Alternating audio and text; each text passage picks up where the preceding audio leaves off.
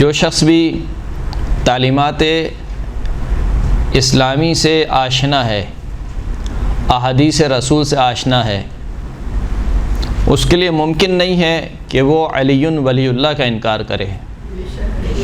ممکن نہیں ہے، یعنی چاہے شیعہ ہو چاہے سنی ہو، اس میں شیعہ سنی کی تفریق نہیں ہے، یعنی ممکن نہیں ہے کہ وہ علی ولی اللہ کا انکار کر دے کہ علی اللہ کے ولی ہیں۔ یہی وجہ ہے کہ جب وہ انکار نہیں کر سکتے علی ولی اللہ کا تو پھر جاتے ہیں تعویل کی طرف۔ وہ تعویل کیا ہے؟ کہتے ہیں کہ ولی کے معنی کچھ اور ہیں، ولی کے معنی سرپرست کے نہیں ہیں، ولی کے معنی حاکم کے نہیں ہیں۔ ولی کے معنی کیا ہیں؟ ولی کے معنی دوست کے ہیں۔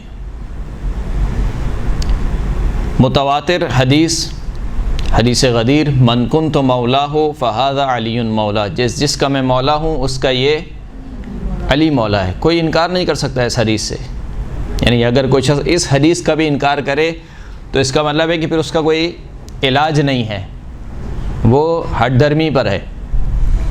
تو کیونکہ اس حدیث کا انکار نہیں کر سکتے اور اس جیسی اور بہت ساری احادیث جو مولا کائنات کی ولایت کے بارے میں ہیں اس کا انکار نہیں کیا جا سکتا، لہٰذا کہتے ہیں کہ یہاں پر ولی کے معنی دوست کے ہیں۔ اور دلیل کے طور پر کیا پیش کرتے ہیں؟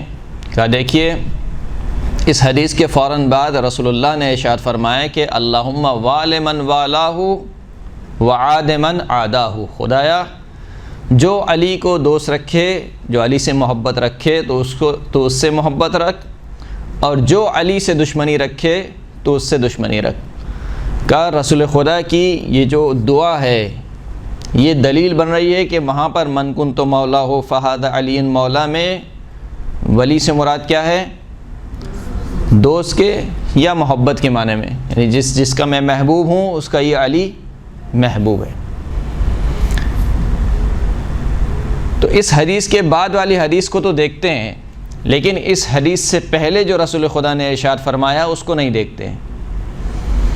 اس حدیث کو بیان کرنے سے پہلے رسول اللہ نے کیا ارشاد فرمایا؟ الست اولی بالمؤمنین من انفسہم، کیا میں مؤمنین پر ان کی جانوں سے زیادہ حق کے تصرف نہیں رکھتا ہوں؟ یہاں پہ یہ نہیں کہا کہ کیا میں مومنین کا دوست نہیں ہوں، یہاں پر کیا کہا کہ کیا میں مومنین پر ان کی جانوں سے زیادہ حق کے تصرف نہیں رکھتا ہوں؟ سب نے کہا بلا یا رسول اللہ، کیوں نہیں، آپ مومنین پر ان کی جانوں سے زیادہ حق کے تصرف رکھتے ہیں۔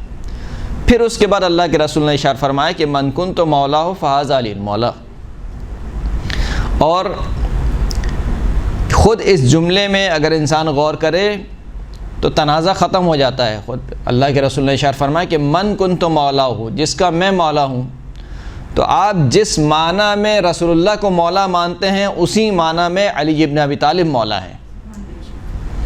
اگر آپ رسول اللہ کو حاکم اور سرپرست مانتے ہیں تو مولا کائنات بھی حاکم اور سرپرست ہیں، اور اگر آپ رسول اللہ کو فقط محبوب مانتے ہیں، دوست مانتے ہیں، تو پھر مولا کائنات بھی اسی معنی میں مولا ہوں گے۔